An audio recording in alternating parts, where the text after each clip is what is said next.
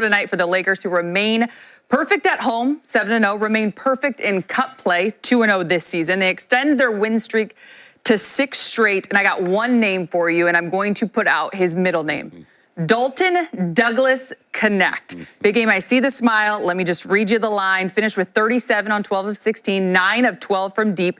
In the third quarter alone, 6 for 6 with the 3-ball, 21 points in that quarter alone.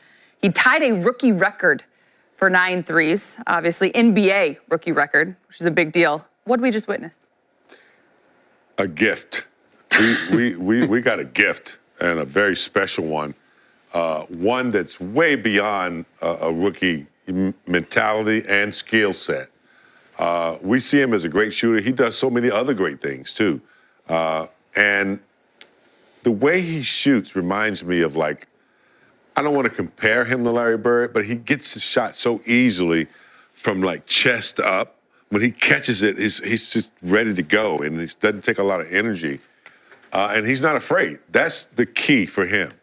He's not afraid to shoot, even though he knows he's a rookie. He's very confident. 37 points, 21 in the third. I was driving back from crypto, and I was listening to it on the radio. And when you don't see it and you listen to it, there's again. And it hits another one.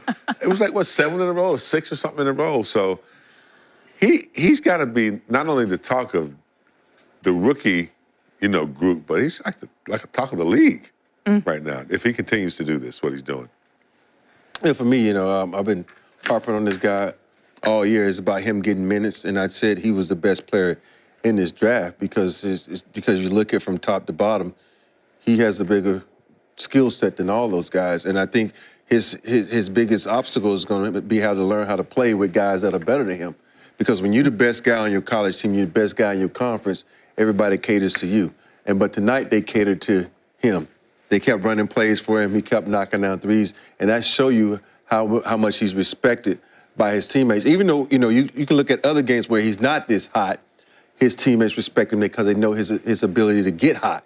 And so that's, I think, for me as a player, when you playing with greats like LeBron and AD and they deferring to you, it don't matter how many points you score. That's a bigger crown, a bigger feather in your cap than you scoring those 30 points. So I just think tonight he just showed everybody and put everybody on notice what he can do. Why? Because he's going to help them. These points, like you said, James, they're like a gift from the draft gods. 16 other teams could have had him in the first round. A couple teams could have had him a couple times. I'm not going to name names, but Portland and maybe San Antonio until they traded one of their picks. But for him to still be there at 17, what a gift. And the Lakers, they knew of him. They didn't work him out. He's not going to work out for a team where he's supposed to go 6 through 8. No player who's supposed to go that high in the draft is going to work out for anyone in the mid to late teens. But they still said, he's there, we got to take him. And there were signs of this towards the end of his college career when he was out at Tennessee. He had 40 points, regular season finale against Kentucky. Ding, ding, ding. That's going to get you on some radars. He had 37 in his last college game ever against Purdue and Zach Edey and his friends. This supersedes all that, obviously, because of the level at which he's playing right now. LA Lakers, 37 points, 9 of 12 from three-point range. That's obscene. I mean, I went all the way back to Magic Johnson's rookie year.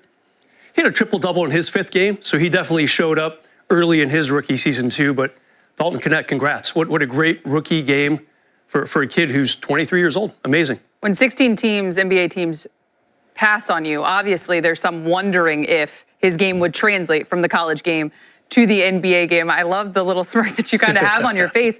But before he even put on an NBA uniform, you had J.J. Redick saying, one of the greatest shooters in the NBA, saying that he's in the 1% of shooters. You got AD not even a quarter way into the season saying every single time he touches it, we think it's going in. What, Rob, can this do for a guy who already shows that there's nothing to be fearful of, but his confidence? Let me just say this, dude, confidence has been there from day one. I don't think he has a problem with the confidence aspect. He just believes in himself. And that's the sign of a mature individual. He's 23 years old, and he's a mature guy. He plays with a chip on his shoulder. And it's not because of what, being drafted, whatever he was in the NBA. It's from what he started out.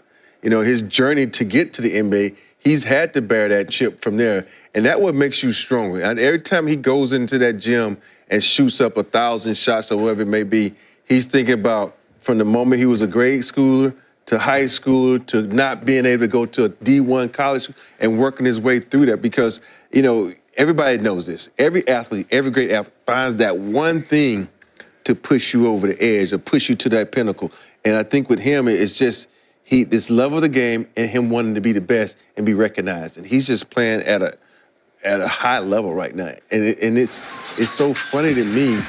If you look at everybody that was drafted in front of him, everything that was said about those people was the potential, the potential.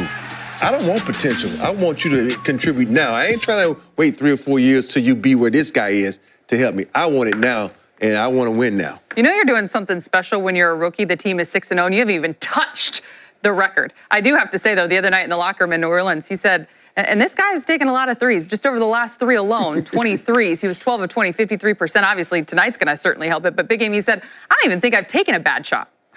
I've seen one. and he wasn't joking when he said No. it. He meant it. I mean, and that's the confidence you have to have. And, you know, there are going to be some GMs getting fired over this pick. Because, you know, I know they were talked about, and they said, man, how do we let this happen? But Rob hit the journey. You know, when you start out as a high school blue chipper, and you don't start out with the Dukes and the UCLAs and the Carolinas and all the big, you know, lights on you. Hey, what about the Wisconsins and Alabamas? And Alabama, Hey, you know, Buckeyes. I didn't want to name them all, Rob. But when you start out like that, your journey, you know, it puts you in places where the spotlight's not there. Maybe nobody recognizes you right away. You know, you have some things to work on, and it's that journey of, you know, the unknown and nobody knowing you or wanting you. But he just built a game that can stick anywhere. You can stick him any team, and he can survive. And he's built that. Now he's got the platform. You know, he's got a platform now, and he's an old soul. Like, he's been here before. Anybody that shoots like that and is not afraid to shoot as a rookie, regardless if LeBron or AD's on the floor, that speaks volumes.